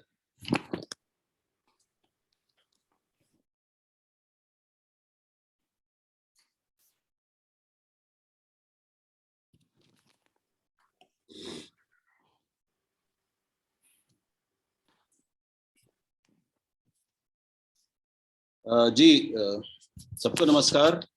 बहुत ही अच्छा और मैं कहूँगा बहुत आह्लादकारी आज का कार्यक्रम रहा, जिसमें अपने सभी हिंदी के इतने विभिन्न देशों के विभिन्न विद्यार्थियों को सुनना, उनका हिंदी अनुराग देखना, हिंदी अनुराग के साथ साथ भारत अनुराग देखना बहुत हृदय को प्रसन्न करने वाला भी था, अच्छा लगने वाला भी था और प्रेरित करने वाला भी था। ज़्यादा टिप्पणी की जरूरत नहीं है और हिंदी शिक्षण पर, उसकी विधियों पर, तौर तरीके पर बीना जी ने जितना अच्छा विद्वत्तापूर्ण बहुत रस से भरा हुआ वक्तव्य दिया है वो मैं समझता हूँ हर हिंदी शिक्षक के लिए तो महत्वपूर्ण होगा ही, लेकिन हमारे जैसे लोगों के लिए भी जो हिंदी से अनुराग रखते हैं, उसमें लिखते पढ़ते बोलते हैं, उनके लिए भी वो बहुत उपयोगी था। और जॉली जी की हिंदी जुनून को देखकर तो मैं समझता हूँ कि हम सबको भी जुनून हमारा भी बढ़ जाता है। आपको बहुत बहुत साधुवाद। अभी जो बात पद्मेश जी ने ही कही कि हिंदी के विदेशी विद्यार्थियों के लिए हिंदी को ठीक से पढ़ाया जाना कितना जरूरी है, लेकिन उससे ज्यादा जरूरी है कि जो भारतीय परिवारों के वो जो पीढ़ी है, बच्चे हैं जिनकी हिंदी छूट रही है या छूट गई है, उनको हिंदी सिखाना, उनको हिंदी से जोड़ना, ये मुझे भी बात सही लगती है। और मुझे ये विचार आया कि अगर हमारे भारतीय या भारतीय मूल के बच्चों को हिंदी से जोड़ने की कोशिश और हिंदी सिखाने वाले जॉली जी जैसे लोग मिल जाएं, तो वो हमसे कहीं ज्यादा उपयोगी और महत्वपूर्ण साबित होंगे। क्योंकि कई बार ये होता है, और ये मैं क्यों कह रहा हूँ, ये आप सब समझ सकते हैं कि क्यों ये कह रहा हूँ। क्योंकि हिंदी वाले तो अपने ही हैं, हिंदी तो अपनी ही है, एक ऐसा भाव भारतीय मूल के बच्चों में हो तो कोई आश्चर्य की बात नहीं है, होता है, इसलिए उसका महत्व थोड़ा कम हो जाता है। लेकिन जब जॉली जी जैसे लोग और हमारे जो कामी जी जैसे लोग और हमारे कई ऐसे विदेशी मित्र हैं, इस तरह के लोग जब हिंदी से इतना इतना प्यार करने वाले दिखें, उसके महत्व को समझने वाले दिखें और उनके महत्व को अपने तरीके से समझाने वाले अगर हों, तो निश्चित ही ऐसे उन सभी भारतीय मूल के विद्यार्थियों के लिए और युवकों के लिए, पूरी उस पीढ़ी के लिए ये बहुत प्रेरक और उपयोगी बात होगी। हमको इस पर विचार करना चाहिए कि हम ये कैसे कर सकते हैं। तो मैं समझता हूँ कि इस बात को केवल रेखांकित करना मुझे जरूरी लगा। इसके अलावा तो बाकी सारी बातें हो गई हैं। पद्मेश जी, आपके कुशल संचालन को देखकर, आपके हंसमुख चेहरे को देखकर वैसे ही तबीयत खिल जाती है, जो आज विद्यार्थियों को सुनकर भी खिली। बहुत बहुत धन्यवाद राहुल जी, बहुत बहुत धन्यवाद। अब मुझे लगता है कि तोमियो मिज़ोकामी जी की टिप्पणी भी आज विशेष रहेगी। मार्को जोली की तरह वो भी एक पद्मेश जी, अनिल जी जुड़ चुके हैं। हाँ, विदेशी विद्वान है। तो तोमियो मिज़ोकामी जी, आप कुछ कहना चाहेंगे? जी जी जी जी। 6 देशों के विदेशी विद्यार्थियों की हिंदी का जो उत्साह देख के मैं भी उत्साहित हुआ, बहुत खुशी हुई। और अपने छात्र जीवन की याद आ रही है, और मैं अपने विद्यार्थी खोइसो जी को बहुत बधाई देता हूं, और सभी विद्यार्थी प्रशंसा के पात्र है, बधाई के पात्र है। और ये ऐसा मौका बार बार मिलता रहे तो बहुत अच्छा लगेगा। बहुत बहुत धन्यवाद तोमियो जी। मैं अंत में अनिल शर्मा जोशी जी से आग्रह करूंगा। अनिल जी का बहुत योगदान है यहाँ ब्रिटेन की हिंदी के विकास में, और यहाँ के छात्रों को और जो शिक्षण केंद्र हैं उन सबको जोड़ने में। अनिल जी, आपका स्वागत है। जी पद्मेश जी, बहुत बहुत धन्यवाद। मैं यात्रा में हूँ और मैंने सुना सबको बहुत बधाई, शुभकामनाएं। जो महत्वपूर्ण बिंदु उन्होंने उठाए हैं उसको हम लोग ध्यान करेंगे। उन पर कुछ टिप्पणी हमारी निदेशक बीना जी ने भी की है, तो सबको मिलकर सबकी बातें सुनकर आगे बढ़ेंगे। बहुत बहुत शुक्रिया। बहुत बहुत धन्यवाद अनिल जी। जी पद्मेश जी, अगर सुरेंद्र गंभीर जी अमेरिका से जुड़े हैं हिंदी शिक्षण में, बहुत जरा 2 मिनट अगर टिप्पणी ले सके। हाँ, तो जरूर सुरेंद्र जी। बहुत अच्छा होगा, बहुत अच्छा होगा निश्चय ही। सुरेंद्र जी कृपया आइए।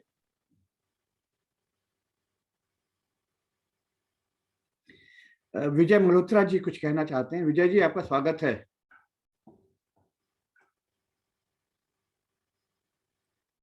सुरेंद्र गंभीर जी अनम्यूट हैं। विजय जी अनम्यूट कीजिए। विजय जी आप म्यूट हैं, आवाज नहीं आ रही आपकी।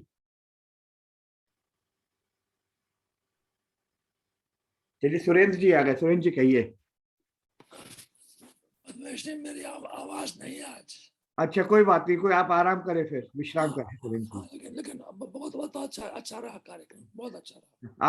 आपके दर्शन से आशीर्वाद मिल गया सबको। हाँ विजय जी, अंत में कुछ कहना चाहेंगे? विजय कुमार मल्होत्रा जी के ताल बोल तो रहे हैं लेकिन आवाज सुनाई नहीं दे रही जी। आदरणीय विजय जी कृपया अनम्यूट करें। ये अनम्यूट है फिर भी नहीं आवाज आ रही है।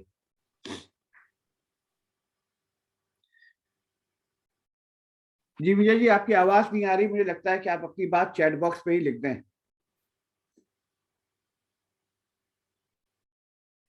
आइए चलिए हम समापन की ओर चलते हैं, और मैं निमंत्रित करता हूँ ओसाका विश्वविद्यालय से वेद प्रकाश जी। वेद प्रकाश जी, वेद प्रकाश जी आइए धन्यवाद ज्ञापन के लिए, औपचारिक धन्यवाद ज्ञापन। पद्मेश जी नमस्कार, सभी को नमस्कार। आज का कार्यक्रम बहुत एक तरह से सबके काम का रहा है। हिंदी के विद्वान, हिंदी के हितैषी और हिंदी को प्रेम करने वाले इतने लोगों को सुनना बहुत अच्छा लगा। एक तरीके से इतने 6 देशों के इन विद्यार्थियों को सुनकर तो दिल्ली विश्वविद्यालय के वो दिन याद आ गए जब ये चीज जाहिर करने के लिए अपनी क्षमता खर्च करनी पड़ती थी मुझे कि हिंदी की उपयोगिता या प्रासंगिकता क्या है। वो अभी भी ये सवाल हवा में तैरता रहता है, जिसका जवाब अगर ये 6 विद्यार्थी दिल्ली विश्वविद्यालय के तमाम विद्यार्थियों को सुनवाए जाएं तो उनको लगेगा कि विदेश में कितने प्यार से और कितने सहज रूप से हिंदी सीखी और सिखाई जा रही है। खैर जापान के अपने अनुभव मैं उनको बताता ही रहता हूँ, लेकिन फिर भी एक सवाल तो है ही। विदेशी विद्यार्थियों और हिंदी विषय पर बहुत अच्छा कार्यक्रम का आयोजन किया गया। 6 देशों के विद्यार्थियों को सुनना, जापान के कोई सोइचिरो जी को सुनना एक अपना ही अलग अनुभव लगा। इस कार्यक्रम का संचालन पद्मेश गुप्ता जी ने बहुत अच्छा किया, उनका धन्यवाद। अध्यक्ष मार्को जोली जी ने इतनी अच्छी बात की कि हिंदी के विद्यार्थी जो हैं वो एक तरीके से हिंदी के भविष्य भी है और राजदूत भी है। ये बात मुझे लगता है हर हिंदी बोलने वाला जो भी जहां है, जिस देश में भी है, हिंदी के प्रसार में अगर वो कुछ भी ना करे, केवल अपने आचरण में ही हिंदी को जिए, हिंदी को बरते, तो वैसे ही वो राजदूत है। अपने आप से ही हिंदी का भविष्य अपने आप में ही बढ़ता जाएगा। विशेष अतिथि के रूप में वीना शर्मा जी ने उदाहरण के रूप में किस तरीके से बताया कि हिंदी शिक्षक कैसे सिखाते हैं और हिंदी के प्रति जो भाव दूसरों में होता है उसको काव्यात्मक रूप से भी और अपने ऊपर ढालकर भी उन्होंने अच्छी तरीके से जाहिर किया कि हाँ, हम हिंदी के शिक्षक हैं। समाज में एक भाव है हिंदी के शिक्षकों के प्रति, हिंदी के विद्यार्थियों के प्रति, जो कि हेशा बिहारी जी ने बताया भी कि मॉरिशस के लोग या फिर तमाम जगह के लोग या नेपाल से भरत शर्मा जी ने भी बताया कि हम हिंदी पढ़ते हैं तो किस तरीके से लोग हमारे प्रति किस हिकारत के भाव से कुछ बातें करते हैं। ऐसी कुछ बातें हैं जो मुझे लगता है हमेशा हमें काटनी चाहिए, जो वीना शर्मा जी ने भी उदाहरण के रूप से कही है और भरत शर्मा जी ने भी कही है कि हाँ, हम लोग जो पढ़ रहे हैं, पढ़ा रहे हैं, कर रहे हैं, उसको अपने आत्मविश्वास के रूप से हमें करना चाहिए। कार्यक्रम का संयोजक पूरा का पूरा एक मंडल है जिसने इस कार्यक्रम को बनाया है। संध्या सिंह जी, विजय कुमार मिश्र जी, जयशंकर यादव जी, विजय नगरकर जी, मोहन बहुगुड़ा जी, राजीव रावत जी और जवाहर कर्नावा जी, सबका बहुत बहुत धन्यवाद इस कार्यक्रम के संयोजन के लिए। और तकनीकी सहयोग के लिए सुरेश मिश्र जी का धन्यवाद करना चाहता हूँ। अनिल जोशी जी इस कार्यक्रम से जुड़े, उनका हमेशा ही आशीर्वाद इस मंच को मिलता रहा है। जो प्रिय मित्र यहाँ पर उपस्थित हैं, तोमियो मिजुकामी सेंसे हमेशा इस कार्यक्रम से जुड़े रहते हैं और इस कार्यक्रम को एक तरीके से अपने उत्साह से उत्साहित करते रहते हैं। राहुल देव जी को मैं लगातार सुनता रहता हूँ, कभी कभी इस कार्यक्रम में जुड़ता हूँ और लगातार मैं यूट्यूब से सुनता रहता हूँ, क्योंकि कार्यक्रम में अभी लिंक से जुड़ा हूँ। वैसे मैं सुनता रहता हूँ हर रविवार को, और इतने लंबे समय तक चलने वाला ये कार्यक्रम मुझे लगता है अपने आप में मिसाल है वैश्विक हिंदी परिवार के रूप से कि हम लोग हिंदी को पूरी दुनिया में ले जा रहे हैं, बढ़ा रहे हैं। इस कार्यक्रम का आयोजन करने वाले सभी लोगों को मैं केंद्रीय हिंदी संस्थान, अंतर्राष्ट्रीय सहयोग परिषद और विश्व हिंदी सचिवालय, वैश्विक हिंदी परिवार की ओर से सबका धन्यवाद करता हूँ। नमस्कार।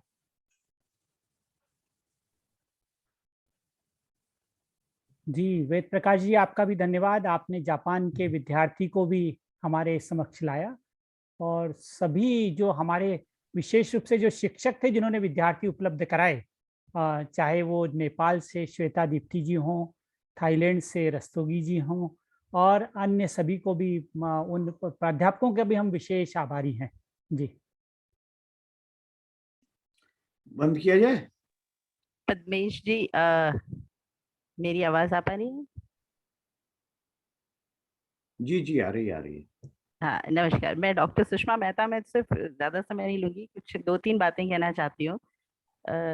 हिंदी की शिक्षिका हूँ मैं, हिंदी और संस्कृत, और मैं संस्कृत में पीएचडी हूँ, कविताएं लिखती हूँ, लेखिका हूँ। तो इस संबंध में जो मैं देख रही थी कि हम जो हिंदी पढ़ाते हैं भारत में रहकर, हमारे लिए हिंदी पढ़ाना आज की चर्चा देखकर मुझे लगा कि बहुत सुगम है, सरल है। लेकिन वाकई जो विदेशी छात्रों